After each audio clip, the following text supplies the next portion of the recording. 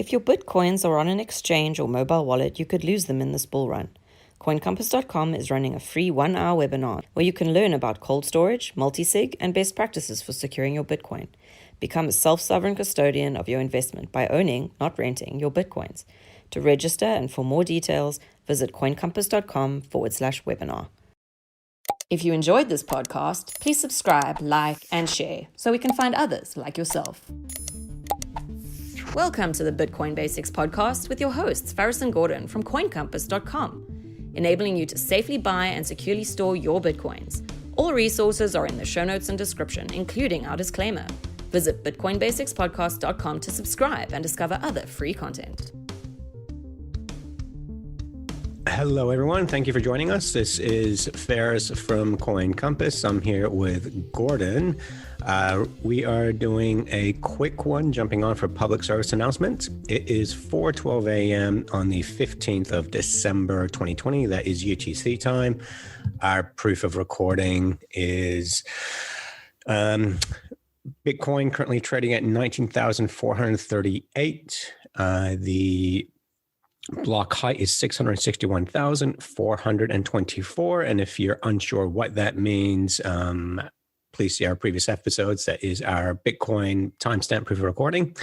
So I'm here with Gordon. He got a hold of me earlier, said we need to jump on and do a public service announcement. Because as many of you would be familiar, one of the many cold storage devices that you would use is the Ledger cold storage devices. And Gordon, there's been something's happened with Ledger. Can you bring us up to date, please?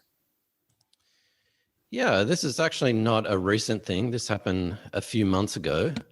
And I want to just start by saying, if you have a Ledger, your Bitcoins are safe. There's no risk of your coins getting stolen or anything like that. So in terms of Bitcoin, don't believe any of the FUD out there. Some websites and probably nefarious people are saying that, your funds are at jeopardy and, go to this site and update your firmware and all that kind of stuff, which will probably mean that your funds will get stolen if you click on one of those links. So your Bitcoin is fine if you have a Ledger. The deal is that a couple of months ago, websites Web Store, and I believe they use Shopify as a back end, the customer information database was stolen. And what that means is that all the credit card information, all the shipping addresses, personal information, including my own, was stolen up about 3 or 4 months ago. The details are quite hazy. On a personal note, I know this is true because Ledger actually came out with a blog post about 3-4 months ago saying our e-commerce database was not hacked. I've been receiving emails from Ledger with my name and details saying your Bitcoins are at risk. Please click this link to update your details. And one of the emails actually mentioned, hey, your Bitcoins are at risk. Please enter in your 24-word recovery seed into this box. That's pretty scary. So I have a love-hate relationship with Ledger. I think they make a great product, but in this case, they haven't disclosed things properly. They kind of swept it under the rug, and they really have done the wrong things by their customers, saying it's not really a big deal, when actually having information about all of your customers being leaked kind of is a big deal, because I might know not to click on a link that is obviously a phishing or a fake scam email. But other people might think, there's been an urgent update to the Ledger software. I need to update my software right now, or I need to put in my 24 words before my Bitcoins get stolen. So it is actually a big deal. So Gordon, I suppose the first question is, if this happened a few months ago, why did you wake me up from my afternoon nap to do a PSA now? That is a great question, and you can go back to sleep in a couple of minutes.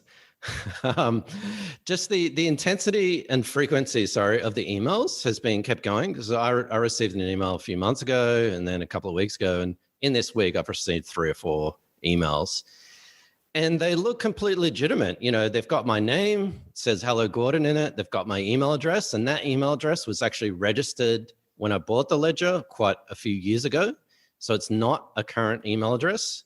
So I'm sorry, Ledger. I like your product, but yeah, in this case, you've really done yourselves a disservice. And yeah, I mean, I guess this teaches us a good lesson, and this is a good reminder to people. You might want to be a little bit more careful, including myself, when you're buying things like hardware wallets. You are actually disclosing your name, your credit card, your home address, and shipping address. And that may not be important to you now, but considering basically hackers and the entire internet have got the information now, you could become a target. So yeah, this is what we call OPSEC, or operational security, and certainly something that I will be thinking about twice when I buy my next hardware wallet. So even though the hack happened a while ago, there's still that information is still being used, and there's another round of phishing attacks. So essentially, what should people do or not do at the moment? If, say, you've got your Bitcoins on a Ledger device, is there anything you should be doing? No. So as I said, there's a lot of FUD going around there to say your Bitcoins are not safe. No, your Bitcoins are safe on your Ledger.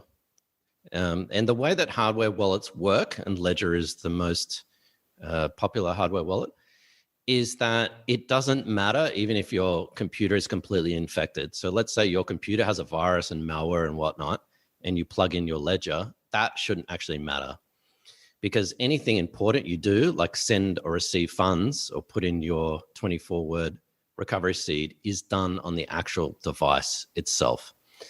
So there is no issue from that point of view, but certainly if you do things like you receive an email and it looks legitimate, it does look like the email comes from Ledger. You do things like click on a link or input your 24 words into what looks like a legitimate Ledger security page, then you've lost your Bitcoins.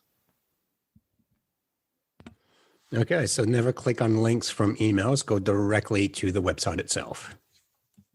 Yeah, I mean, that's last but not least, the best practices are common sense. As Farah said, don't click on links in email, especially if you're not really predicting or you're expecting an email. Go to the website. Just go to Ledger's website. Don't click on a link.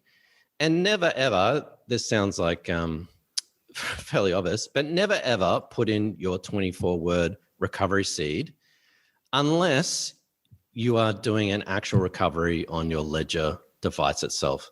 So there's no need to ever enter in your 24 words unless you bought a new Ledger or your Ledger got stolen or something like that, and you've got a new Ledger. The very first thing I'll ask you is this a new device or are you restoring an old device? That is the only reason you ever need to put in your 24-word seed. And last but not least, I would say, well, actually two things. One is create a 25th word.